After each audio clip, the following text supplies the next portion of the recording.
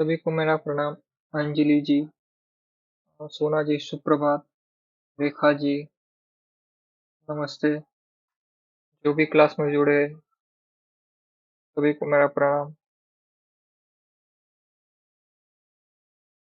आज जो है हिंदी साहित्य का इतिहास लेखन पद्धति जो भाग था हमारा आज पूरा हो जाएगा। और हम कुछ प्रश्न भी ले लेंगे। और कल से हम आदिकाल जो सेकंड यूनिट है इसके अंदर, उसको हम शुरू करेंगे। तो आज एक यूनिट खत्म हो रहा है, हिंदी साहित्य लेखन और इतिहास पद्धति वाला। तो हम कल नगेंद्र तक जो है हमने कल पढ़ा था। सभी को मेरी आवाज आ रही है? एक बार सभी लोग मुझे बताएं क्या आपको मेरी आवाज आ रही है?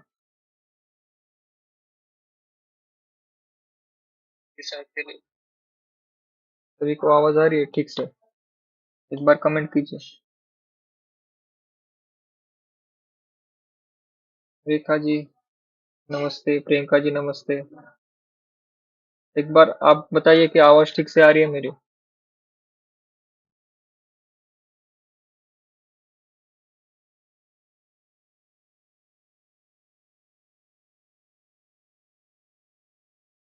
सारिका जी नमस्ते। आज बहुत कम लोग लाइव आए हैं, 3 ही लोग लाइव आए हैं, पता नहीं क्यों। ठीक है, कोई बात नहीं। तो आज जो है हम हिंदी साहित्य इतिहास लेखन पद्धति को समाप्त करने वाले हैं और कुछ एमसीक्यू लेने वाले हैं। और टीवाईक्यू भी मिक्स होंगे उसमें। और कल से जो है हम आदिकाल को शुरू करेंगे। तो सबसे पहले हमने कल डॉक्टर नगेंद्र द्वारा संपादित हिंदी साहित्य का इतिहास का काल विभाजन देखा। उसमें हमने देखा कि उन्होंने 4 भागों में इसका विभाजन किया है। और जो हमारा आधुनिक काल है, उसमें उन्होंने क्या किया है, उसमें अलग से उन्होंने विभाजन किए हैं 4। फिर से उसमें अलग से 4 विभाजन किए हैं उन्होंने। ये हमने तो देखा है कल। 26 विद्वानों द्वारा इस ग्रंथ का निर्माण किया गया था। और आपको मैंने उन विद्वानों के नाम भी पढ़कर सुनाए थे क्लास में पहले। तो नागेंद्र ने विभाजन इस प्रकार किया: आदिकाल, भक्तिकाल, रीतिकाल और आधुनिक काल। आधुनिक काल में उन्होंने और 4 विभाजन किए। पुनर्जागरण काल, क्योंकि एक बार जागरण हमारा भक्ति काल में हो चुका है और दूसरा जागरण जो है भारतेंदु युग में हुआ, इसलिए पुनर्जागरण काल। और जागरण सुधार काल, क्योंकि हम जाग तो गए लेकिन उसमें सुधार करना था। किसमें सुधार करना था? एक तो हम जब आप देखेंगे भारतेंदु युग में, स्वयं भारतेंदु भी जो है उनकी कुछ रचनाओं में आप देखेंगे कि उनमें जो सरकार थी तब की अंग्रेजी सरकार, उनके उनके खिलाफ वो नहीं लिखते थे। पहले उनके फेवर में लिखते थे, उनके लिए लिखते थे। एक तो राज संस्था थी और एक स्वतंत्रता था। तो ये आधुनिक काल में जब पुनर्जागरण हुआ, तो सबसे पहले जो अंग्रेजों की हमने जो चाटुकारिता शुरू की थी, उसको बंद करके हमने देश के लिए लिखना शुरू किया। तो एक तो अंग्रेज बनाम स्वतंत्रता, अंग्रेज बनाम भारतीयता, ऐसा जो विभाजन भारतेंदु युग में हुआ। कि बहुत से लेखक जो भारतेंदु युग के थे, वो पहले अंग्रेजों के लिए लिखते थे, उनको माय लॉर्ड ऐसे बहुत से पदवियों के साथ जोड़ जोड़ कर लिखते थे। लेकिन धीरे धीरे जो है स्वतंत्रता की जो क्रांति है वो आगे आती गई, और लोगों ने जो अंग्रेजों के लिए, उनके लिए लिखना छोड़कर देश के लिए लिखना, देश की जनता के लिए लिखना शुरू किया। तो ये सिर्फ संक्रमण काल था ये। तो पुनर्जागरण काल था, संक्रमण काल था। अंग्रेजों की चाटुकारिता छोड़कर अपने देश के लिए, कर्तव्य के लिए, हमारे देश की स्वतंत्रता के लिए, स्वराज के लिए काम करना, स्वराज के लिए लिखना, ये जो संक्रमण काल था वो था पुनर्जागरण काल, भारतेंदु युग। ये तो संक्रमण काल होने के कारण उसमें पुरानी पद्धतियां छोड़ना और नई नई पद्धतियां जोड़ना, इसमें ही उनका जो है युग चला गया। यानी कि अंग्रेजों की गुलामी छोड़कर हमारे स्वतंत्रता के लिए लिखना, ये शुरुआती हुआ था। लेकिन उसके बाद द्विवेदी युग में पूर्ण रूप से, एक ठीक रूप से उसका खाका बना। और द्विवेदी, महावीर प्रसाद द्विवेदी जी ने जो है इसका जिम्मा उठाया। उन्होंने एक तो भाषा को सीधा किया। दूसरी बात तो जो अंग्रेजों की गुलामियत हमारे लेखकों में थी, वो पूरी तरह से खत्म कर दी। फिर द्विवेदी युग में आप देखेंगे कि अंग्रेजों के लिए कोई नहीं लिखता था, अपने देश के लिए लिखता था, अंग्रेजों के विरुद्ध लिखता था। तो ये जागरण तो हुआ, लेकिन जागरण में सुधार करने का काम किसने किया? द्विवेदी युग ने किया। तो जागरण सुधार काल में एक तो हमने खड़ी बोली को अपनाया काव्य में, और गद्य में तो खड़ी बोली चल ही रही थी। गद्य में खड़ी बोली और काव्य में भी खड़ी बोली। ब्रज भाषा और अवधी भाषा को हमने पीछे छोड़ दिया, और हमने एक पूर्ण हिंदी को एक ढांचे में डाल दिया कि हिंदी यानी कि खड़ी बोली से जो भी हिंदी लिखी जाएगी उसको मानक बना दिया हमने द्विवेदी युग में। तो द्विवेदी युग के बाद आप जितने भी साहित्यिक रचनाएं देखेंगे, जितने भी कवि लेखक देखेंगे, कहानीकार देखेंगे, उपन्यासकार देखेंगे, सभी लोग खड़ी बोली में ही लिखते हैं, जिसे कौरवी भी कहा जाता है। कौरवी खड़ी बोली, और जिसे मानक हिंदी कहा जाता है आज के समय। जो हम अभी पीपीटी में पढ़ रहे हैं, जो मैं बोल रहा हूँ, ये सभी खड़ी बोली है। आप जो कमेंट कर रहे हैं, ये सभी खड़ी बोली के अंदर ही आती है। तो जागरण सुधार काल में द्विवेदी युग में जो है, उस जो जागरण हुआ था हमारा भारतीय हिंदू युग में, उसका सुधार किया गया। उसको एक जो है एक कार्य में रखा गया, उस एक लाइन में रखा गया है, और उसे पूर्ण रूप से एक सशक्त आंदोलन के रूप में जो द्विवेदी युग में शुरुआत हुई। वो द्विवेदी युग कब मानते हैं नगेंद्र? 1900 से लेकर 1918। और आप देखेंगे 1900 से लेकर 1918 में बहुत सी अच्छी रचनाएं हुई। और जैसे ही ये हमारा एक हम स्टेबल हो गए, तो उसके बाद हमने छायावाद, जो कहा जाता है आधुनिक युग का भक्ति काल, छायावाद है। जैसे आदिकाल, भक्ति काल और रीति काल में उत्कृष्ट काव्य भक्ति काल में लिखा गया, वैसे ही आधुनिक काल में जो है भारतेंदु युग, द्विवेदी युग, छायावाद और छायावाद प्रगति, प्रयोग और आज की साठोत्तरी कविता, इन सब में जो है छायावाद में जो कविताएं लिखी गई, छायावाद के दौरान जो जयशंकर प्रसाद ने लिखी, निराला ने लिखी, महादेव वर्मा ने लिखी या पंत ने लिखी, ये उत्कृष्ट काव्य बना छायावाद को। छायावाद उसके बाद आया, क्योंकि एक बार हम स्टेबल हो गए, स्थिर हो गए, तो उसके बाद हमने उत्कृष्ट रचनाएं लिखना शुरू कर दिया, तो वो छायावाद में हुई। और छायावाद का समय नगेंद्र ने क्या माना है? 1918 से 1938, ये समय छायावाद का माना। छायावाद के बाद छायावाद उत्तर काल में जो है प्रगति प्रयोग, दोनों को उन्होंने एक साथ रखा है। प्रगतिवाद और प्रयोगवाद, ये दो अलग वाद होने के होकर भी उन्होंने जो है एक ही के अंदर रखा। प्रगति प्रयोग काल को 1938 से लेकर 1953 जो काल है, वो प्रगति प्रयोग काल का रहा। और इसके बाद जो है नवलेखन, यानी कि साठोत्तरी कविताएं जो शुरू हुई, उसको उन्होंने 1953 से अब तक माना। तो ये है नगेंद्र का काल विभाजन, जो कि परीक्षा में काफी महत्वपूर्ण है। दुग्गु जी, सुरभि जी, देवव्रत जी, सब लोग आ गए हैं। एक बार फिर से बता देता हूँ कि आज हम ये चैप्टर कंप्लीट कर रहे हैं, हम हिंदी साहित्य इतिहास लेखन, और कल से हम आदिकाल शुरू करेंगे। ये चैप्टर आज खत्म हो जाएगा, आज एमसीक्यू भी करेंगे हम। तो आगे हम बढ़ते आगे है डॉक्टर राम स्वरूप चतुर्वेदी का काल विभाजन। इनका काल विभाजन भी जो है इम्पोर्टेंट है, राम स्वरूप चतुर्वेदी जी का। तो इन्होंने क्या विभाजन किया है? इन्होंने भी चार में किया है। देखिए, जो शुक्ल जी के बाद जिन्होंने भी काल विभाजन किया, उन्होंने मूल रूप से चार भागों में ही विभाजन किया है। राम स्वरूप चतुर्वेदी का काल विभाजन, इसमें जो है चतुर्वेदी जी ने अपने इतिहास ग्रंथ में आचार्य शुक्ल, ये देखिए शुक्ल, शुक्ल के बाद जिन्होंने लिखा वो शुक्ल को आधार ग्रंथ बनाते हैं। आज भी अगर आप हिंदी साहित्य का इतिहास लिखने बैठे, तो आपके पास सबसे पहली किताब शुक्ल की होगी। शुक्ल के बाद जितने भी रचनाएं लिखी गई उस पर शुक्ल का प्रभाव है, और आज भी लिखी जाएंगी या फिर भविष्य में भी जब लिखी जाएंगी, तो शुक्ल का प्रभाव आपको दिखेगा ही। और शुक्ल ने चार विभाजन किए थे, इसलिए आने वाले बाकी लोगों ने भी आप देखेंगे कि चार ही विभाजन किए हैं। सिर्फ नाम इधर उधर बदल कर, थोड़े सन को कुछ साल पीछे जा गए, कुछ लोग कुछ साल आगे चले गए, ऐसा ही करके जो शुक्ल की किताब से जो है थोड़ा बदलाव करके सभी ने अपने पुस्तकें जो है प्रकाशित किए। तो चतुर्वेदी जी ने अपने इतिहास ग्रंथ में आचार्य शुक्ल के काल विभाजन की स्वीकृति कुछ संशोधन के साथ इस प्रकार की है। तो सबसे पहले आदिकाल, आदिकाल को वीरगाथा काल, जो कि शुक्ल ने ही कहा था, यहाँ पर उन्होंने भी लिया। और यहाँ पर थोड़ा सन में उन्होंने चेंजेस किए, 1000 से 1350, लेकिन ये ईस्वी सन है, उनका संवत था। शुक्ल जी ने संवत में लिखा है 1050 से 1375, वो संवत है, हिंदू कैलेंडर है वो। ये इंग्लिश कैलेंडर है। तो पूर्व मध्य काल, जिसे भक्ति काल कहा उन्होंने, इसका सन उन्होंने रखा 1350 से 1650 ईस्वी सन। और इसके बाद उत्तर मध्य काल, जिसे रीति काल कहा, इसका उन्होंने रखा 1650 से 1850। और उसके बाद आधुनिक काल, जिसे गद्य काल कहा, जो शुक्ल ने भी गद्य काल कहा है, तो रामस्वरूप चतुर्वेदी ने भी गद्य काल कहा है, और सन 1850 से शुरू किया उसे। और जब तक वो लिखते रहे वहां तक उन्होंने लिखा, 1850 से। और इसके बाद हम अंतिम काल विभाजन देखेंगे डॉक्टर बच्चन सिंह का। ये बच्चन सिंह हरिवंश राय बच्चन नहीं है, ये आलोचक है। डॉक्टर बच्चन सिंह, इनका बच्चन सरनेम नाम है, और बच्चन जी का सरनेम है, उन्होंने उपनाम रखा, लेकिन उनका ये नाम बचपन का नाम था बच्चन, हरिवंश राय बच्चन का, लेकिन उन्होंने टाइटल के रूप में रखा है उसे।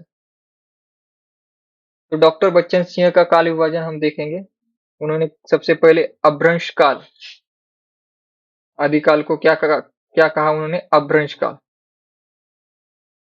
उसके बाद भक्ति काल, रीति काल और आधुनिक काल, ऐसा उन्होंने विभाजन किया। भक्ति काल को उन्होंने 1400 से 1650, इसके बीच भक्ति काल माना उन्होंने। और रीति काल को 1650 से 1857 तक माना, और 1857 से जो है आधुनिक काल माना, क्योंकि 1857 में एक बड़ी घटना घटी थी। 1857 का क्रांति, 1857 का उठाव अंग्रेजों के विरुद्ध, तब से आधुनिकता हमारे देश में आई, ऐसे बहुत से लोग मानते हैं। तब से जागरण भी हुआ हमारे देश में, सामाजिक, सांस्कृतिक, धार्मिक, हर प्रकार का जागरण हुआ 1857 में। एक बड़ा उठा हुआ है।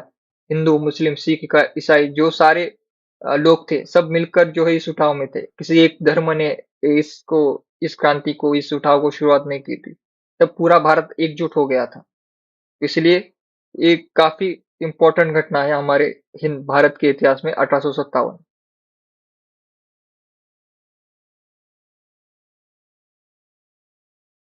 ठीक है, मेरी आवाज ठीक आ रही है? आप एक बार कमेंट कीजिए, आवाज में कोई दिक्कत हो तो। आगे बढ़ते, आज आज हम प्रश्न करेंगे सारे, जो भी है प्रश्न। प्रश्न एक है, 84 वैष्णव की वार्ता किसकी रचना है? आंसर कमेंट कीजिए आंसर जल्दी जल्दी। हमको जल्दी जल्दी प्रश्न करने हैं पूरे आज क्लास में। 84 वैष्णव की वार्ता किसकी रचना है?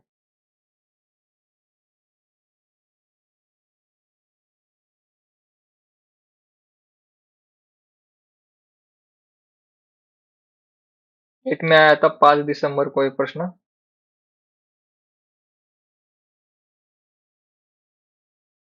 पहले प्रश्न का उत्तर दीजिए, 84 वैष्णव की वार्ता किसकी रचना है? रेखा जी का कमेंट सबसे पहले आया है। शिवम जी का आया है।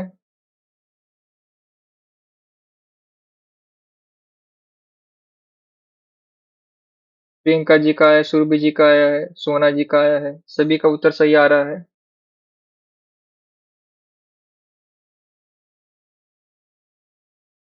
सृष्टि जी का आया है, रंजीत जी का आया है, सारिका जी का, प्रियंका जी का, सभी का उत्तर आ चुका है अभी। सभी ने सही आंसर दिया है। 84 वैष्णव की वार्ता जो है गोस्वामी गोकुलनाथ की है। इनकी और एक रचना है ऐसी वार्ता नाम से, कौन सी है? कमेंट कीजिए। गोकुलनाथ की ऐसी, इसी नाम से मिलती जुलती एक रचना और एक है उनकी। 84 वैष्णव की वार्ता जैसी एक और है, वो गोस्वामी गोकुलनाथ की रचना। वो भी कमेंट कीजिए जल्दी। और दूसरे प्रश्न पर बढ़ते हैं हम। हिंदी साहित्य के इतिहास लेखकों का कालक्रम से हमें क्रम लगाना है। सबसे पहले कौन आता है और अंत में कौन आता है? इस 2006 में आया था, जून 2006 में प्रश्न। शिवम जी का उत्तर आ गया है।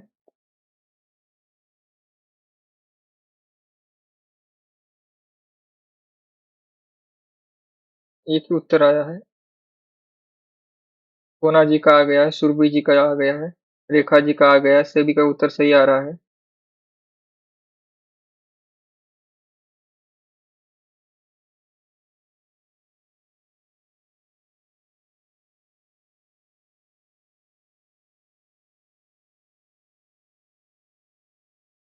हाँ, शिवम जी ने उत्तर दिया है, 200 वैष्णव की वार्ता और 84 वैष्णव की वार्ता जो गोकुलनाथ की रचनाएं थी, शिवम जी ने उत्तर दे दिया है। और प्रियंका जी का उत्तर आ गया, सारिका जी का, देवव्रत जी का भी आ गया है, 252 वैष्णव की वार्ता।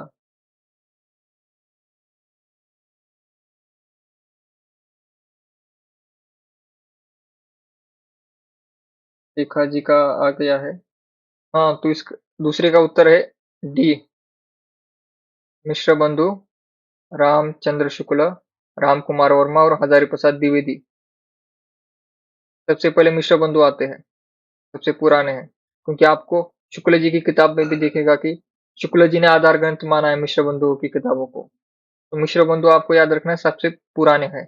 इनसे पुराने भी है, जैसे गारसा दत्तासी है, जॉर्ज गियर्सन है, ये सब इनसे पुराने हैं। लेकिन मिश्र बंधु इन सब में जो है पुराने हैं। मिश्र बंधु के बाद रामचंद्र शुक्ल, राम कुमार वर्मा और हजारी प्रसाद द्विवेदी। इसमें आपको कंफ्यूजन हो सकता है कि राम कुमार वर्मा पहले है या फिर हजारी प्रसाद द्विवेदी पहले है। इसमें बहुतों को कॉन्फ्यूजन हो सकता है, क्योंकि हजारी प्रसाद अगर इधर होता और राम कुमार वर्मा इधर होते तो बहुत से लोग इसका उत्तर अलग दे देते। लेकिन याद रखना आपको, राम कुमार वर्मा पहले है और हजारी प्रसाद द्विवेदी बाद में है।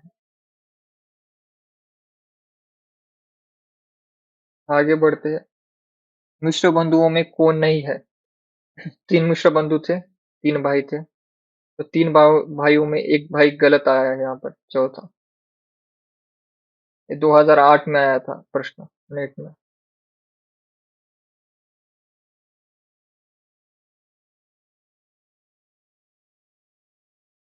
अनु जी आ गई है, नमस्ते अनु जी।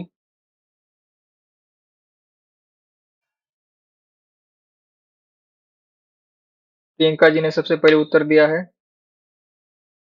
कृष्ण जो थे, कृष्ण बिहारी मिश्र, ये जो है, ये नहीं थे मिश्र बंधुओं में। सुखदेव बिहारी मिश्र, श्याम बिहारी मिश्र और गणेश।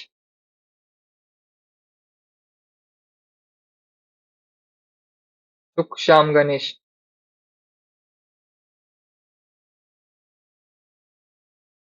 इसको ऐसे लिखिए आप,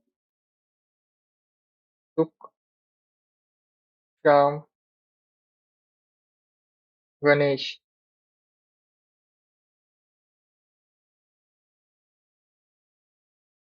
हमें सुख कब मिलेगा? श्याम, यानी कि कृष्ण जी से। और गणेश जी एक ज्ञान के देवता है। सुख श्याम गणेश, ऐसा ट्रिक बना लीजिए।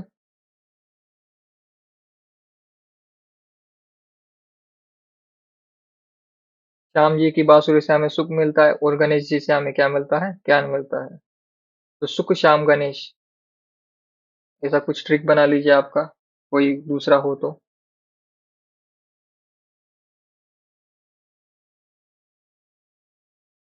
आगे हम गारसाद तासी ने हिंदुस्तानी साहित्य का इतिहास, जो कि इनका ओरिजिनल नाम है तो अनुवाद का है। उन्होंने जो लिखा था इसका नाम था इस्तेवारदा लिटरेचर इंडो हिंदुस्तानी।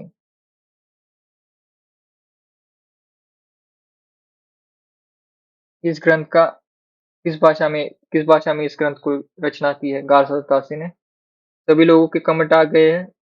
रुखसार जी का आ गया, और रेखा जी का आ गया, शिवम जी का आ गया है, सोना जी का आ गया है। सभी के सही उत्तर आ रहे हैं। तो फ्रांसीसी भाषा में जो है गारसा दत्तासी ने इसकी रचना की थी। ये नेट 2012 में प्रश्न आया था। आगे बढ़ते आगे है, निम्नलिखित इतिहास ग्रंथों का कालक्रमानुसार सही क्रम क्या है? तो आपको कालक्रमानुसार लिखना है। जो ग्रंथ पहले आएगा उसे आपको पहले रखना है, जो ग्रंथ बाद में प्रकाशित हुआ उसे बाद में रखना है। ये भी नेट 2012 में आया था, दिसंबर के एग्जाम में।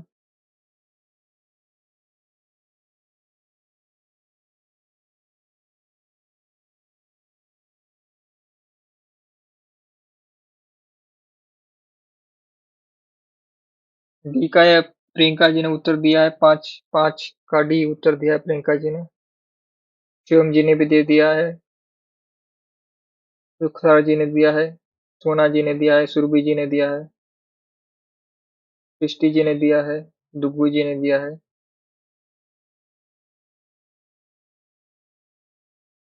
रेखा जी ने दिया है, सीमा जी ने दिया है। सभी लोग सही उत्तर दे रहे हैं।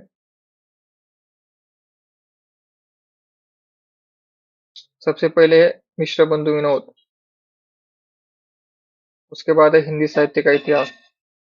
मिश्र बंधु विनोद मिश्र बंधु की रचना है। हिंदी साहित्य का इतिहास रामचंद्र शुक्ल जी की है। फिर है हिंदी साहित्य का आलोचनात्मक इतिहास और हिंदी साहित्य की भूमिका।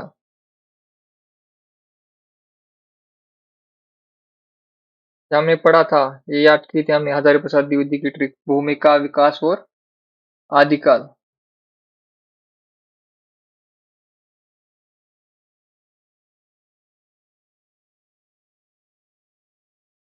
आगे बढ़ते हम। इन निम्नलिखित रचनाओं को उनके रचनाकारों के साथ सम्मिलित कीजिए। यहाँ पर एक तरफ रचनाएं हैं, दूसरी तरफ रचनाकार है, आपको सम्मिलित करना है। हिंदी साहित्य की भूमिका किसने लिखी, हमने याद किया था। हिंदी साहित्य का आलोचनात्मक इतिहास किसने लिखा था, उत्तर भारत की संत परंपरा, ट्रिक से याद करवाया था आपको। और हिंदी साहित्य का दूसरा इतिहास, ये भी ये भी याद किया था हमने। डी का उत्तर आ रहा है, छठे प्रश्न का उत्तर आ रहा है, प्रियंका जी ने दिया है। प्रियंका दी ने दिया है, शिवम जी ने दिया है, सीमा जी ने, अनु जी ने, सोना जी ने, रुखसार जी ने, सभी लोग उत्तर दे रहे हैं। 6 का उत्तर दे रहे हैं, 6 का उत्तर सभी लोग बी आंसर कर रहे हैं, बी। कूट यहाँ पर नीचे है, ये जो बी है ये आंसर कर किया जा रहा है सभी के द्वारा। हम इधर देख लेते हैं क्या है। हिंदी साहित्य की भूमिका हमने याद किया था, हजारी प्रसाद द्विवेदी की भूमिका, विकास और आदिकाल, 40, 52, 52 याद किया था हमने। तो वही है सबसे पहली रचना, हिंदी साहित्य की भूमिका, हजारी प्रसाद द्विवेदी का।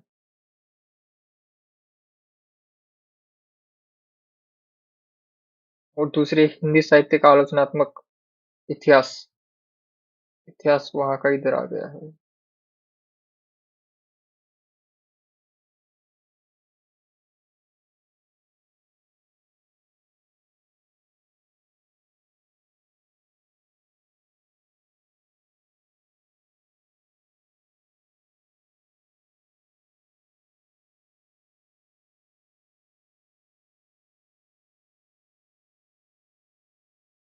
कुछ हिंदी साहित्य का आलोचनात्मक इतिहास किसकी रचना है,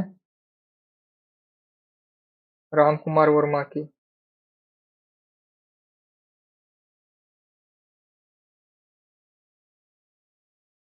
इसे कैसे याद करेंगे आप, जैसे कि भगवान राम पर बहुत से आजकल आलोचनाएं हो रही है, उनके उत्तरकांड को लेकर इस प्रकार से आलोचना, तो इससे याद कर लीजिए राम कुमार वर्मा को, या फिर कोई दूसरी ट्रिक हो तो उससे याद कर लीजिए। तो आलोचनात्मक इतिहास किसका किसका लिखा जा रहा है वर्तमान समय में, भगवान श्री राम जी पर आलोचनाएं हो रही है बहुत सी। तो सकारात्मक और नकारात्मक दोनों तरफ से आलोचनाएं हो रही है। इससे आप याद कीजिए राम कुमार वर्मा, आलोचना इतिहास में सबसे ज्यादा आलोचना किस पर हो रही है, तो अभी राम जी पर। तो उसके बाद उत्तर भारत की संत परंपरा, हमने कहा था संत परशुराम जी संत थे, तो इससे हमने याद किया था उत्तर भारत की संत परंपरा, तो परशुराम चतुर्वेदी। और हिंदी साहित्य का दूसरा इतिहास आपको तो पता ही है, प्रसिद्ध ग्रंथ है बच्चन सिंह का, इसे याद करने की कोई जरूरत नहीं है, सभी को याद ही होगा पहले से ही।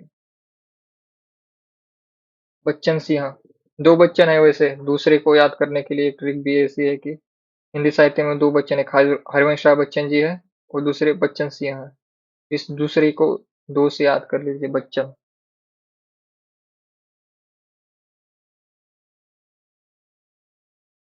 ये 15 में आया था प्रश्न, नेट 2015 में।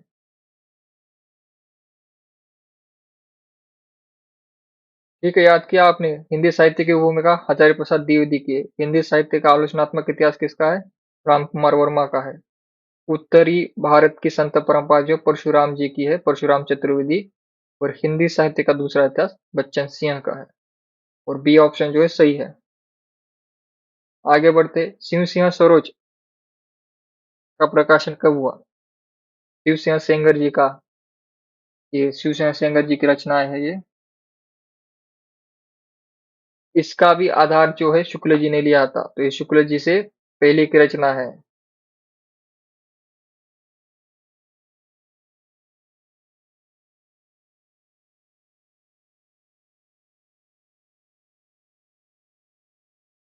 नवंबर 2017 में पेपर में आया था ये प्रश्न।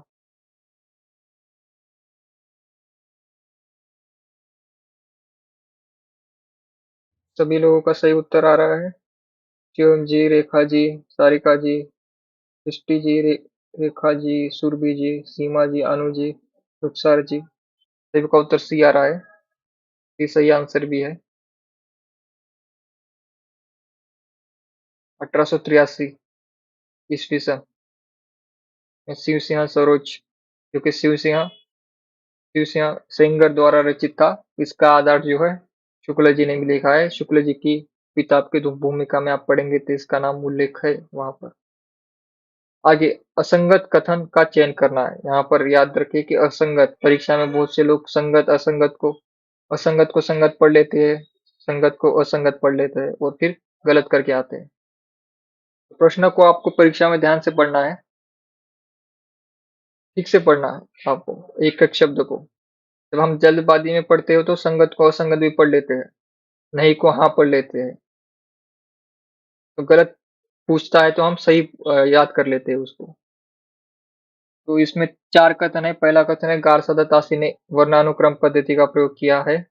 दूसरा है मिश्र बंधु विनोद में कालानुक्रम पद्धति का अनुसरण किया गया है। और तीसरा है रामस्वरूप चतुर्वेदी ने विधेयवादी पद्धति के अनुसार अपने साहित्य इतिहास ग्रंथ की रचना की है। और इसके बाद है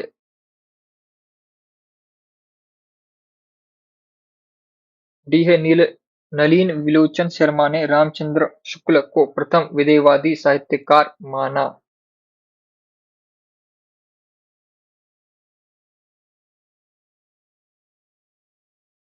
इसे हमने पढ़ा है। 8 का सी आ रहा है।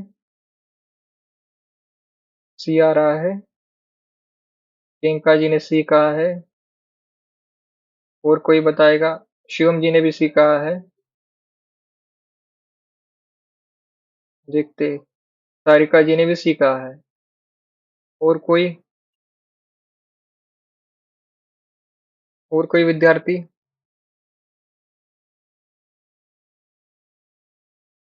कोई कक्षा में जिसका ध्यान अच्छा था, जिसने पीपीटी ठीक से पढ़ी थी? कोई नहीं, सी गलत आंसर है। असंगत बताया है, सही है। रामस्वरूप चतुर्वेदी ने विधेयवादी पद्धति का अनुसरण किया है। सही है ये कथन। ये सही है। ये सही है। हमें असंगत ढूंढना है, क्योंकि मैंने आपको बार बार कहा था, शुक्ल जी के बाद जितने भी ग्रंथ लिखे गए वो विधेयवादी है। शुक्ल जी के बाद जो भी है, अगर आपको लिखा हो या ना लिखा हो, लेकिन आपको यही मानना है कि विधेयवादी है सभी। शुक्ल जी के बाद 1929 के बाद जो भी प्रकाशित ग्रंथ है, सारे के सारे विधेयवादी है। अभी भी गलत उत्तर आ रहे हैं। ये याद रखिए, विधेयवादी शुक्ल जी के बाद।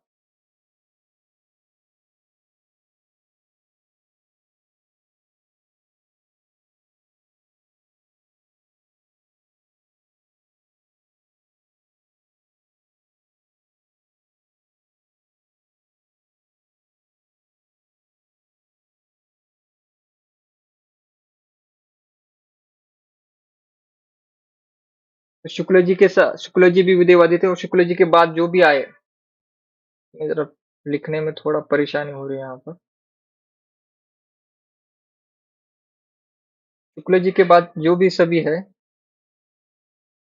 उन्होंने क्या किया है, सभी ने विधेयवादी पद्धति का प्रयोग किया है, तो इसलिए वो सही है। और मिश्र बंधु विनोद ने कालानुक्रम पद्धति का अनुसरण किया था।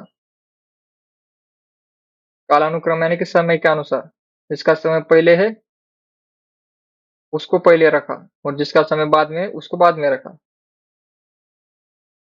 यानी कि किसी का 1880 है तो उसे पहले, वो जिसका 1882 है उसके बाद में आएगा। और घासदासी ने वर्णानुक्रम पद्धति का प्रयोग किया था, आपको बताया गया था वर्णानुक्रम। और हम वर्णानुक्रम में कैसे लिखते हैं ये भी बताया था आपको।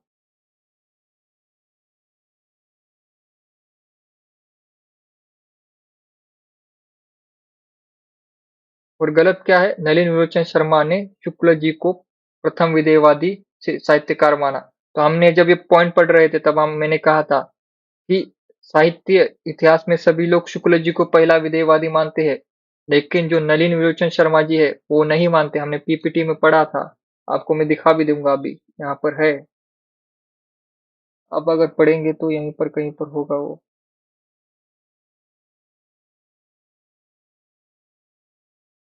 यहाँ पर ही है। हाँ, यहाँ पर देखिए, पढ़िए यहाँ पर, हिंदी साहित्य का साहित्य इतिहास लेखन पद्धति के संदर्भ में नलिन विलोचन शर्मा के निम्नलिखित मत स्मरणीय है, याद रखने योग्य है। तो उन्होंने दो मत दिए थे अपने अलग से। तो हिंदी साहित्य का पहला इतिहास लेखक कारसद तासी को माना उन्होंने, निर्विवाद है, इसमें कोई वाद नहीं है, ऐसा नलिन विलोचन शर्मा कहते। और दूसरा, ये जो इम्पोर्टेंट कथन है, मैंने वहां उस दिन भी समझाया था कि हिंदी के विधेयवादी साहित्य इतिहास के आदिम प्रवर्तक शुक्ल जी नहीं, प्रयुक्त ग्रियर्सन है। उन्होंने किसे माना, ग्रियर्सन को माना। यहाँ पर मैंने आपको लिखकर भी दिखा था, यहाँ पर नलिन विलोचन शर्मा। आदिम यानी कि प्रथम, ये शब्द आदम से बना है, आदम और हवा। अब अगर इस्लाम धर्म को पढ़ेंगे तो वहां पर आपको आदम का उल्लेख आएगा। आदम यानी कि जैसे हिंदू में मनु होते हैं, उसी प्रकार इस्लाम में आदम होते हैं। आदम से ही आदिम बना है, प्रथम बना है। आदम से ही आदमी शब्द बना है। आदम के ही पुत्र होने के कारण आदमी कहा जाता है इंसानों को। तो ये एक अलग बात है, लेकिन आपको ये रखना है, आदम यानी कि प्रथम, आदि, आदम, प्रथम, ये सभी एक ही समानार्थी शब्द है। तो आदम प्रवर्तक शुक्ल जी को नहीं, किसको माना, ग्रियर्सन को माना। किसने, ये सिर्फ नलिन विलोचन शर्मा ने माना है। हिंदी साहित्य में सर्वमान्य नहीं है, लेकिन अगर इनका पूछा जाए तो आपको लिखना है कि ग्रियर्सन। और ओवरऑल पूछा जाए सबके दृष्टिकोण से तो शुक्ल जी है। यहीं पर आपको पॉइंट बताया था, यही ऐसे पॉइंट्स होते हैं जहां पर गलतियां करते हैं लोग, जानबूझकर ऐसे प्रश्न पूछे जाते हैं परीक्षा में जिससे गलतियां हो आपकी।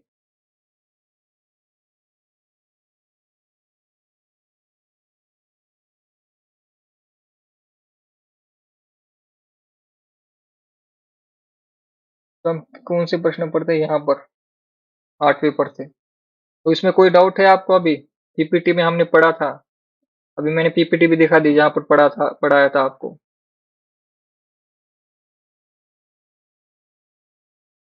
तो असंगत क्या है, नलिन विजय शर्मा ने रामचंद्र शुक्ल को प्रथम विधिवादी साहित्यकार नहीं माना, उन्होंने ग्रियर्सन को माना।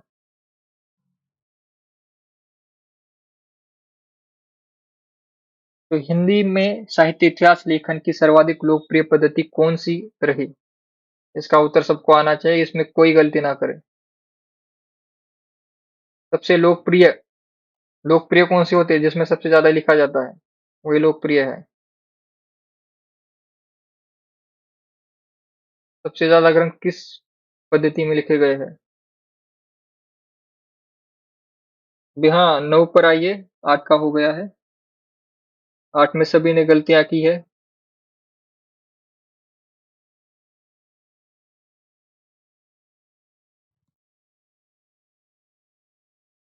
9 का सी आ रहा है सोना जी का।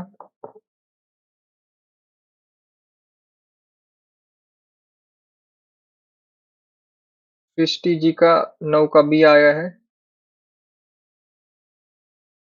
देवव्रत जी का भी बी आया है। राखी जी का सी आया है। राखी जी का जो बी आया है, सोना जी का भी बी आया है, प्रियंका जी का बी आया है। एक दो लोगों ने गलतियां की थी, फिर बाद में अभी सुधार रहे हैं। तो हम आपको कितनी बार कहा है, विधेयवादी पद्धति यही लोकप्रिय है। इसी में अभी यहाँ पर लिख कर भी दिया मैंने, शुक्ल के बाद सभी ने विधेयवादी पद्धति को अपनाया है। शुक्ल 1929 के बाद की जो भी रचना है, आपको भले ही कहीं कहीं पर लिखा हुआ ना मिले, लेकिन आपको सबको मानना है। बच्चन सिंह की हो, रामस्वरूप चतुर्वेदी की हो, रामविलास शर्मा की हो, कोई भी, हजारी प्रसाद द्विवेदी हो, या फिर आज के जो भी दूसरे स्त्री लेखिकाएं जो भी इतिहासकार आ रही है, वो हो, या फिर आज वर्तमान में कोई लिख रहा हो, या फिर 10 साल बाद कोई लिखेगा, या फिर आने वाले 20 साल बाद भी कोई रचना लिखेगा, तो आपको सीधा सीधा आग बंद करके क्या लगाना है, विधेयवादी पद्धति, क्योंकि यही पद्धति हिंदी साहित्य के लिए सबसे सटीक है। और शुक्ल जी के बाद सभी ने इसी में लिखा है, इसलिए लोकप्रिय भी यही है। और वैज्ञानिक पद्धति तो आपको लगाना ही नहीं है, हिंदी साहित्य में आप वैज्ञानिक पद्धति में लिख ही नहीं सकते। आप वर्णानुक्रम पद्धति में लिख तो सकते हैं, कम से कम विधेय में लिख सकते हैं, कालानुक्रम में लिख सकते हैं, लेकिन वैज्ञानिक में तो लिख ही नहीं सकते आप, क्योंकि ये साइंस के लिए है, हमारे लिए नहीं है। क्योंकि साइंस में one plus is equal to one is 1+1 = 2 होता है। ये वैज्ञानिक पद्धति है। इसको वैज्ञानिक पद्धति वहां पर लागू होती है जहां पर किसी एक प्रश्न का उत्तर एक ही हो, लेकिन साहित्य में एक ही उत्तर नहीं होता, इसलिए वैज्ञानिक पद्धति साहित्य में नहीं है। आप इस फॉर्मूला को 1+1 = आप भारत में किसी बच्चे को पूछोगे, चाइना के किसी बच्चे को पूछोगे, पाकिस्तान के किसी बच्चे को पूछोगे, अमेरिका के किसी बच्चे को पूछोगे, अफगानिस्तान के पूछोगे, श्रीलंका के पूछोगे, दुनिया के किसी भी कोने में जाकर पूछो 1+1 = क्या, तो उत्तर क्या आएगा, 2 आएगा, 2 आएगा। लेकिन हिंदी साहित्य में आप अगर पूछोगे किसी प्रश्न को कि कालक्रम बताओ, तो एक कालक्रम नहीं है, सबके अलग मत है। हिंदी साहित्य में बताओ कौन सा लेखक सबसे अच्छा है, एक उत्तर नहीं है। हिंदी साहित्य में बताओ सबसे उत्कृष्ट रचना कौन सी है, एक उत्तर नहीं है। हिंदी साहित्य की कौन सी रचना सबसे पहले आई, कोई उत्तर नहीं है। हिंदी साहित्य की शुरुआत कब हुई, कोई फिक्स उत्तर नहीं है। खड़ी बोली की शुरुआत कब हुई, कोई फिक्स उत्तर नहीं है, कोई एक डेट नहीं है, कोई समय नहीं है, कोई सेकंड नहीं है। तो हम वैज्ञानिक पद्धति यूज नहीं कर सकते, लेकिन गणित में, विज्ञान में हम यूज कर सकते, क्योंकि उसके उत्तर एक ही होते हैं, उसको बदला नहीं जा सकता। हाँ शिवम भाई, युगंडा में भी 1+1 ये 2 होता है, 11 नहीं होता। यहाँ पर प्लस का आइकॉन, प्लस का साइन नहीं दिख रहा आपको, प्लस है यहाँ पर।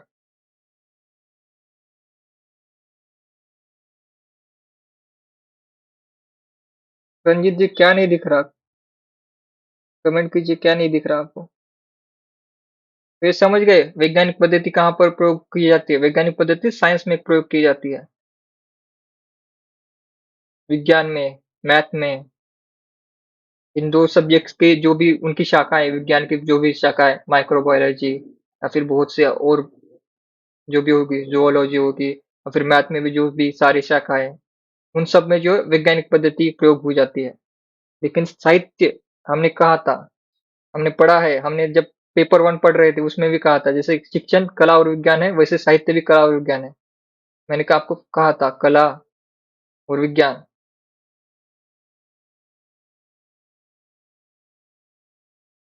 इन दोनों से क्या बनता है? इन दोनों से हिंदी बनी है। इन दोनों से दुनिया की सारी भाषाएँ बनी है। सारी भाषाओं में कला और विज्ञान दोनों ही आते हैं। कला क्यों है? क्योंकि इसमें साहित्य है। और विज्ञान क्यों है? इसमें क्रमबद्धता है। हमारी जो वर्णमाला है, वैज्ञानिक वर्णमाला है। जैसे हम आप देखते हैं कि ऐसा एक टेंशन में प्रॉब्लम है। जैसे आप जैसे आप देखते हैं कि जैसे ओष्ठ है, कंठ है, तालव है, जैसे हम दाँत से, जीभ से, हमारे कंठ से, हमारे ओठ से सारे उच्चारण अलग-अलग करते हैं। इसी कारण से उसे वैज्ञानिक कहा गया है। वैज्ञानिक भाषा को, देवनागरी को। इसलिए विज्ञान है उसमें। उसमें क्रमबद्धता भी है। इसके बाद क्या आएगा? अ के बाद क्या आएगा? क के बाद क्या आएगा? या फिर ह पर ही क्यों से खत्म हुआ? इसके सारे मानक हमने पहले से डिसाइड कर लिए हैं। इसलिए ये जो है विज्ञान भी है, क्योंकि उसमें क्रमबद्धता जहाँ आ जाती है, वहाँ पर विज्ञान आ जाता है। जहाँ पर भावुकता आती है, संवेदना आती है, वहाँ पर कला आ जाता है। तो साहित्य, कला एवं विज्ञान दोनों होने के कारण हम वैज्ञानिक पद्धति का प्रयोग नहीं कर सकते। हम क्या करेंगे? विधेयवादी। विधेयवादी पद्धति का एक अर्थ ऐसा ही है कि उसमें कला और विज्ञान दोनों को जोड़ा जाता है। इसमें सभी विधेयवादी पद्धति ऐसी पद्धति है जिसमें आप कला को जोड़ सकते हैं, विज्ञान को जोड़ सकते हैं। उसमें आप वर्णानुक्रम पद्धति को भी जोड़ सकते हैं, कालानुक्रम पद्धति को भी जोड़ सकते हैं उसमें। तो विधेयवादी यानी कि मिक्स है सबका, उसमें आप सब कुछ डाल सकते हो।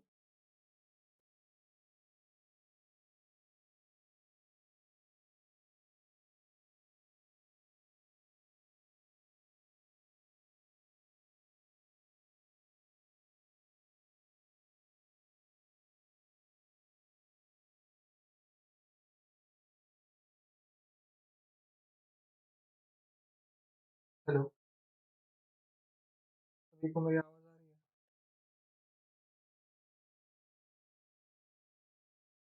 हेलो।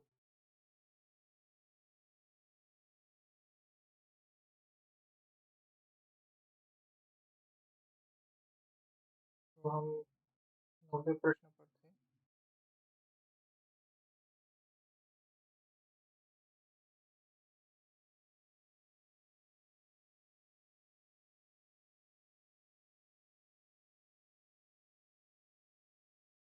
सभी को आवाज आ रही है अभी?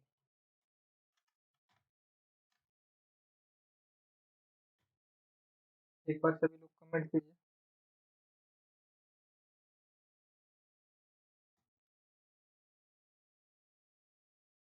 सभी लोग एक बार कमेंट कीजिए जो भी लाइव है।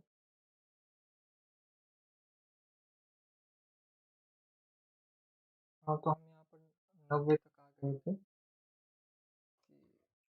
कि हिंदी में साहित्य इतिहास लेखन पद्धति की सर्वाधिक लोकप्रिय पद्धति जो है विधेयवादी है। और ये भी मैंने आपको बताया था कि शुक्ल जी के बाद जिन्होंने भी लिखा है, सभी ने विधेयवादी का ही प्रयोग किया है। जितने भी ग्रंथ शुक्ल जी के बाद लिखे गए हैं, विधेयवादी में लिखे गए हैं, वो सबसे ज्यादा रचनाएं विधेयवादी में ही हुई है, इसलिए वो लोकप्रिय भी है।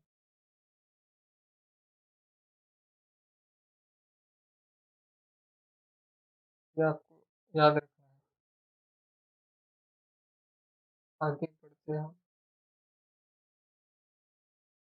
10वें पर। 10वें का कमेंट के हिसाब से 10 का।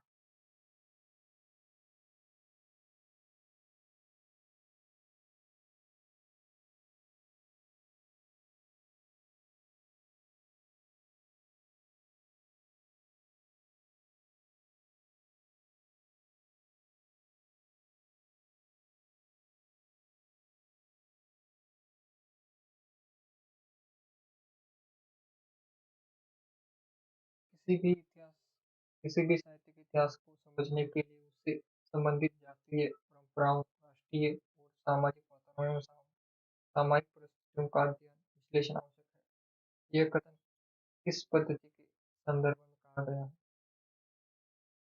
ये कथन आपको पढ़ा है आपने? वॉइस ब्रेक हो रही है, एक बार बताइए सभी लोग।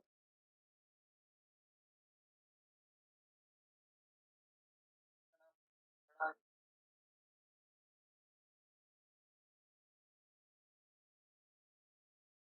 है?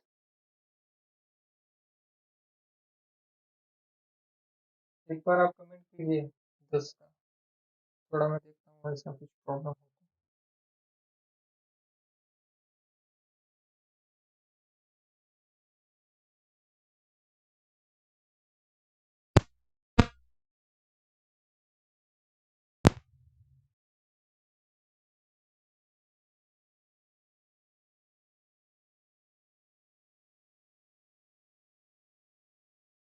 10 का उत्तर दीजिए।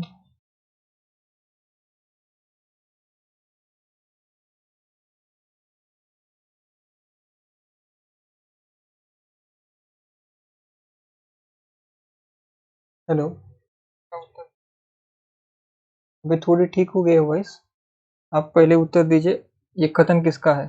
10वां।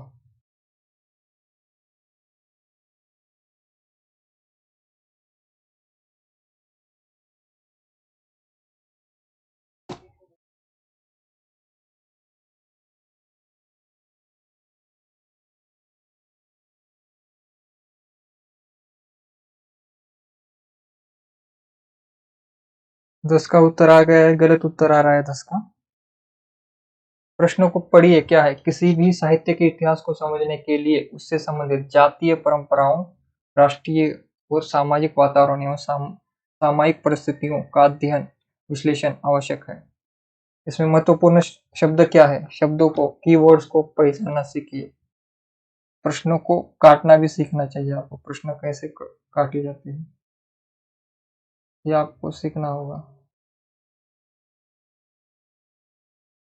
जैसे आप यहाँ पर देखिए, जातीय शब्द आया है, जातीय परंपरा।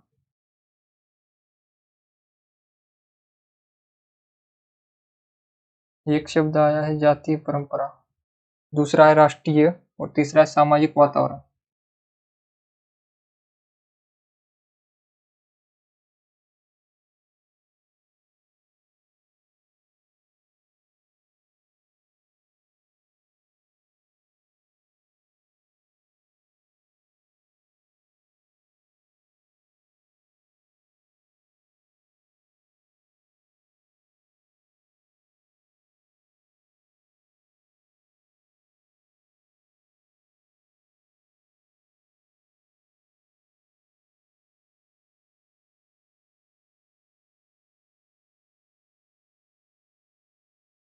सभी के उत्तर गलत आ रहे हैं अभी भी। 10 का उत्तर दीजिए।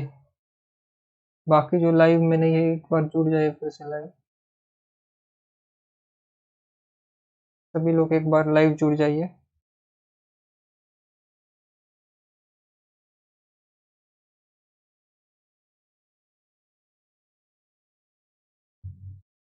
तो 10 का जो है विधेयवादी पद्धति उत्तर है।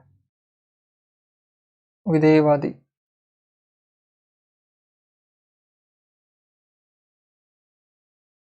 ये उत्तर जो है सही है उसका। विधेयवादी पद्धति।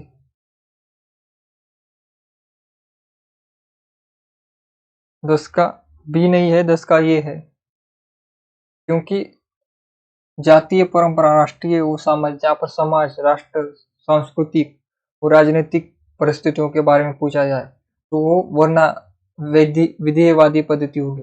कालानुक्रम में काल के अनुसार होता है, यानी कि जिसका जन्म पहले हुआ उसको पहले रखना और जिसका जन्म बाद में हुआ उसको बाद में रखना। यही उतना, इससे ज्यादा कुछ नहीं होता कालानुक्रम में। वर्णानुक्रम में जिसका वर्ण पहले आएगा, जैसे जिसका अ से नाम शुरू होगा वो पहले आएगा, जिसका स से नाम शुरू होगा उसका बाद में आएगा।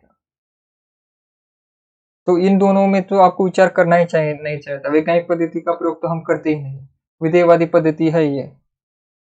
आपको कितनी बार समझाया गया है? यहाँ पर पेन टैब भी ठीक से चल नहीं रहा आज। तो इसका ये है उत्तर, विधेयवादी पद्धति। आगे बढ़ते हम। राकेश अग्रवाल नामक एक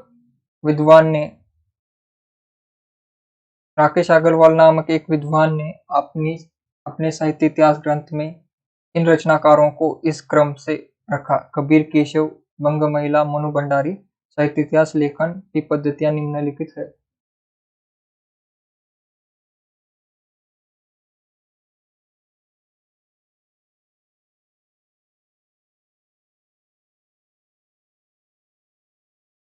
आवाज तो ठीक आ रही है? एक बार कमेंट कीजिए, जो 4 लोग लाइव है एक बार कमेंट कीजिए, आवाज तो ठीक है?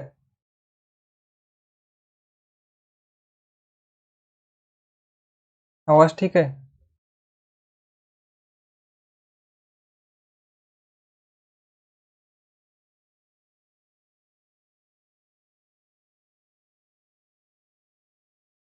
तो राकेश अग्रवाल ने जो है क, यहाँ पर देखिए, राकेश अग्रवाल एक नाम के एक विद्वान ने अपने साहित्य इतिहास ग्रंथ में इन रचनाकारों को इस क्रम में रखा: कबीर, केशव, बंग महिला, मन्नू भंडारी।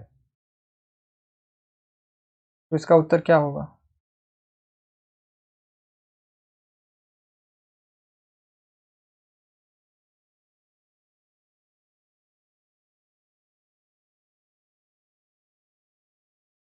आवाज ठीक है ना? तो इसका उत्तर दीजिए, 11 का उत्तर दीजिए। ये राकेश अग्रवाल एक उदाहरण के लिए दिया गया है नाम, राकेश अग्रवाल। तो यहाँ पर इस पर ध्यान दीजिए, कबीर, केशव, बंग महिला और मन्नू भंडारी। इस प्रकार से अगर कोई रचनाकारों को रखेगा तो उनमें इन चारों में से कौन सी पद्धति का प्रयोग करेगा? तो नीचे ऑप्शन है ए 1 2 और 3, 2 और 3 और 1 3 4 और 1 3 का प्रयोग किया। तो नीचे ऑप्शन है इधर, सबसे नीचे देखिए, सबसे नीचे ऑप्शन है, ऑप्शन यहाँ नीचे है सभी।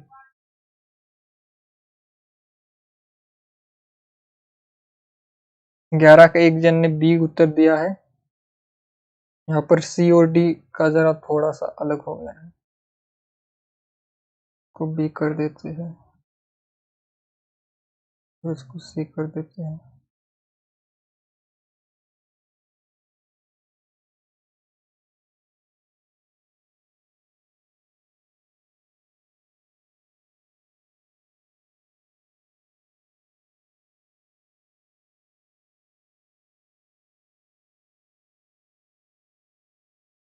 तो 11 का उत्तर आएगा, हाँ रेखा जी का सही आ रहा है, 11 का उत्तर आएगा बी 1 और 2। इसमें वर्णानुक्रम पद्धति और कालानुक्रम पद्धति। वर्णानुक्रम कैसे है कि क को पहले रखा गया, फिर क के बाद के को रखा गया, फिर ब को रखा गया, फिर म को रखा गया, क्योंकि वर्णमाला में क पहले आता है, फिर ब आता है, फिर उसके बाद में म आता है। इसके कारण वो वर्णानुक्रम तो हो गया, लेकिन कालानुक्रम क्यों है? क्योंकि कबीर पहले आते हैं भक्ति काल में, केशव रीति काल में, बंग महिला जो है आपको मिलेंगे आधुनिक काल की शुरुआत में, फिर मन्नू भंडारी आपको उसके बाद में मिलेगी। तो इसमें कालानुक्रम पद्धति का भी प्रयोग किया गया है और वर्णानुक्रम, दोनों पद्धतियों का एक साथ प्रयोग किया गया है, इसलिए वर्णानुक्रम पद्धति और कालानुक्रम पद्धति दोनों ही सही है। और बी ऑप्शन 1 और 2 का प्रयोग किया वो सही है, बी ऑप्शन। ठीक है, ये प्रश्न याद हो गया आपको, समझ गए आप वर्णानुक्रम कालानुक्रम 11 को। अब 12 एक लास्ट प्रश्न ले लेते, 12 और क्लास खत्म करेंगे आज। रामचंद्र शुक्ल ने अपने पूर्ववर्ती साहित्य इतिहास ग्रंथों के लिए निम्नलिखित विशेषताओं का प्रयोग किया है। विशेषणों का प्रयोग किया है, कौन से विशेषणों का? शिव सिंह सरोज के लिए कौन सा किया है, यह हमने पढ़ा था। विशेषणों का कौन सा? शिव सिंह सरोज। और फिर मॉडर्न वर्नाकुलर लिटरेचर के लिए क्या कहा गया था?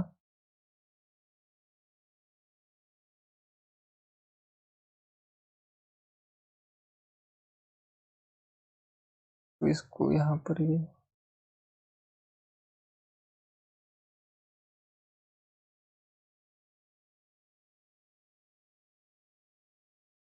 यहाँ पर है,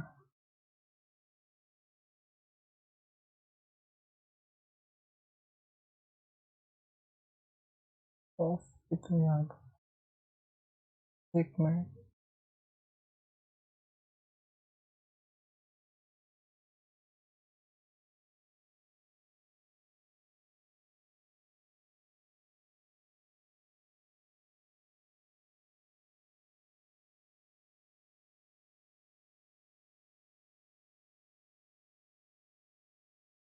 हाँ, तो इसमें से बताइए शिव सिंह सरोज को कवि उत्तर संग्रह कहा है क्या? और modern vernacular literature of northern Hindustani को बड़ा कवि उत्तर संग्रह कहा है क्या? और मिश्र बंधु विनोद के लिए उन्होंने प्रकांड का प्रयोग किया है क्या?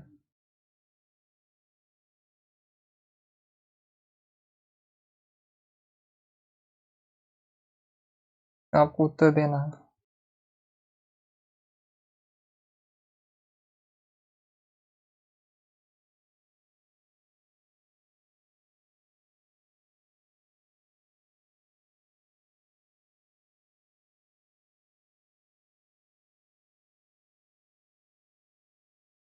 बारह का सी उत्तर आया है, 12 का डी उत्तर आया है, 12 का ये भी आया है।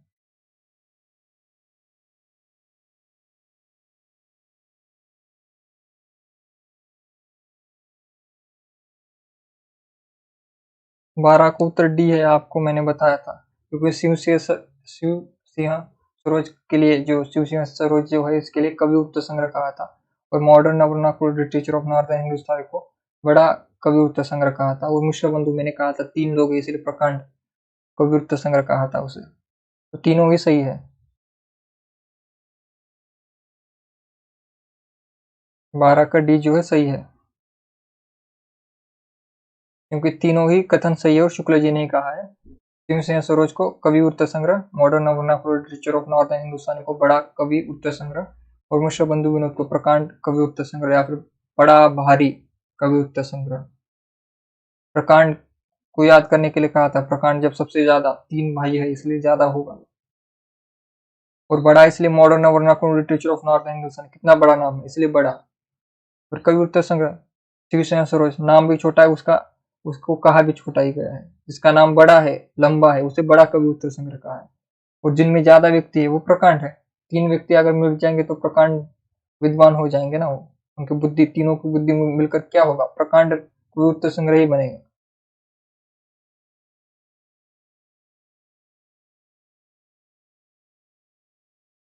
ठीक है, तो आज केवल 12 प्रश्न ही हो हुए हैं। और भी थोड़े प्रश्न है, कल करेंगे। और आदिकाल को शुरुआत करेंगे कल से।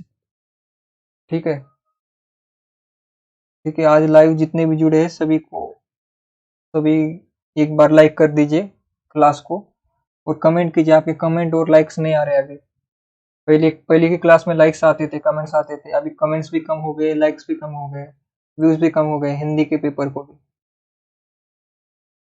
तो एक बार आप कमेंट लाइक कर दीजिएगा क्लास, और नीचे कमेंट कीजिएगा। आज थोड़ा इंटरनेट का प्रॉब्लम हुआ था, लेकिन फिर भी हमने जो 1 घंटे की पूरी क्लास कर ली, फिर भी तो आज इतने प्रश्न हुए। कल थोड़े प्रश्न करेंगे और आदिकाल की शुरुआत करेंगे। ठीक है। ठीक है, एक बार सभी कमेंट करना, लाइक करना, और नीचे कमेंट करना, शेयर करना है इस क्लास को। ठीक है।